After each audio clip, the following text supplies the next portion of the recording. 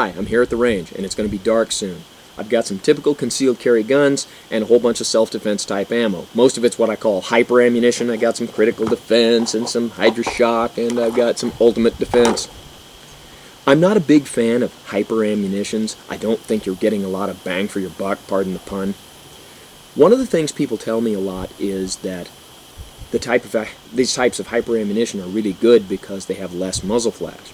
I don't want to get into the tactics of how muzzle flash is really not all that relevant in a concealed carry personal protection situation, but that having been said, I don't know that it really has less muzzle flash. Well, when it gets dark, we'll put it to the test and find out.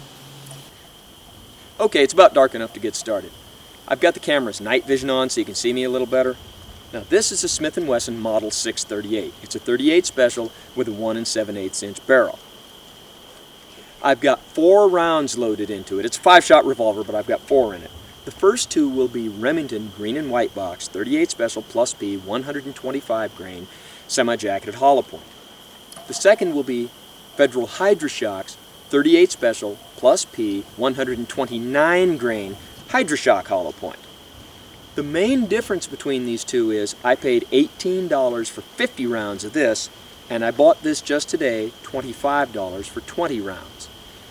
This is why I talk about bang for your buck, so let's see if you do get any muzzle flash, more or less, out of either one. So the first 2 shots will be the Remington, and the second 2 shots will be the Federal Hydroshock hyper ammo.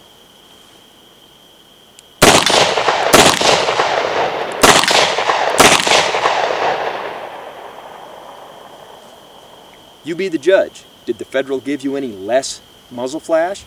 And if so, was it enough less to matter? Okay, let's try that again. Same gun, 1 7/8 inch barrel. This time we have, again, your regular Remington versus Remington Ultimate Defense. Now this is also made by Remington, and it's also a .38 special plus P, 125 grain jacketed hollow point. It's just a little bit different bullet than this. Let's see if there's any difference between these two. So the first 2 rounds will be the regular, and the second 2 will be the Ultimate Defense hyper ammo.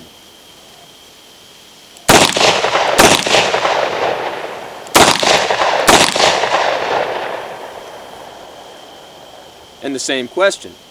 Was there any less muzzle flash with the hyper ammo? And if so, was it enough less to matter? Okay, let's try a different gun. Now this is a very common concealed carry gun. It's a Ruger LC9. It's a 9mm. Our 2 different types of ammo are the Remington green and white box 9mm 115 grain jacketed hollow point versus the Hornady Critical Defense, which is also a 115 grain 9mm jacketed hollow point. Now I got to point out, this is not just practice ammo. This cheaper ammo is a jacketed hollow point. It's marketed as an anti-personnel ammo or a hunting ammo. So, with the LC9, let's see if there's any difference. First 2 regular, second 2 hyper ammo.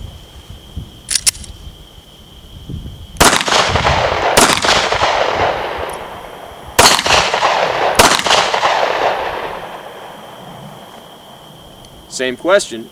Did the hyper ammo have less muzzle flash? And if so, was it enough less to matter?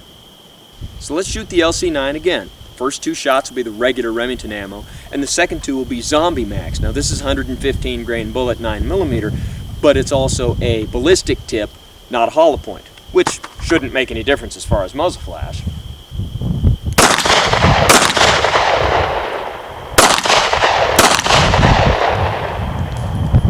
Any less muzzle flash?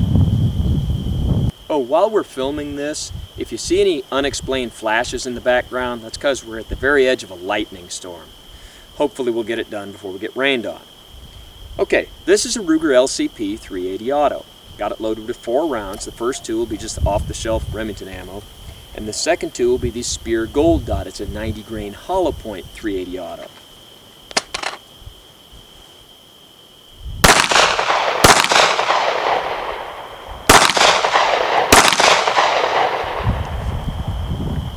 Same question, was there any less muzzle flash? And if so, was it enough less to matter? There's no question that barrel length affects how much muzzle flash you have. So now let's try a 4-inch barreled .38 special and see if that changes anything. Now we got 6 rounds in here. The first 2 will be just the green and white box Remington. The second 2 will be the Remington Ultimate Defense. And the last 2 will be those Federal Hydra-Shocks. See if you see any difference in the muzzle flash.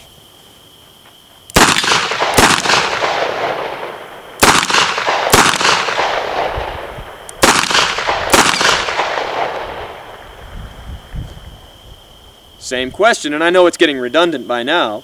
Was there any difference? And if so, was it enough to make a difference? Now let's try a full-size 9mm. This is a Beretta Model 92 FS. We're going to shoot 6 rounds. The first 2 will be the Remington green and white box, followed by the Hornady Critical Defense, followed by the Zombie Max. Now, I know Hornady makes both the Zombie Max and Critical Defense, and some people say that they're the exact same thing, just different colored box. You be the judge. See if you see any difference.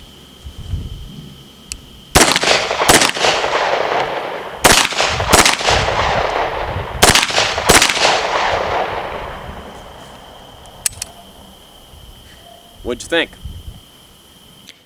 That out-of-focus white dot you see is a flashlight 50 yards away. In a minute, we're going to see what muzzle flash looks like from 50 yards. Now we've got 2 snub-nosed .38 caliber revolvers.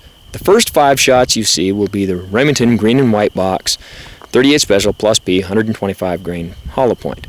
The second 5 will be the Federal Premium 125 grain .38 Special plus P Hydra-Shock. Let's see how much muzzle flash difference you can see from this distance.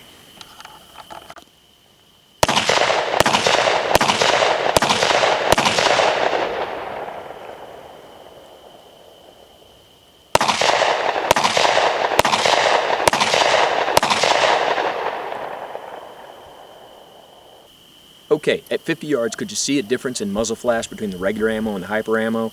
Yes, absolutely.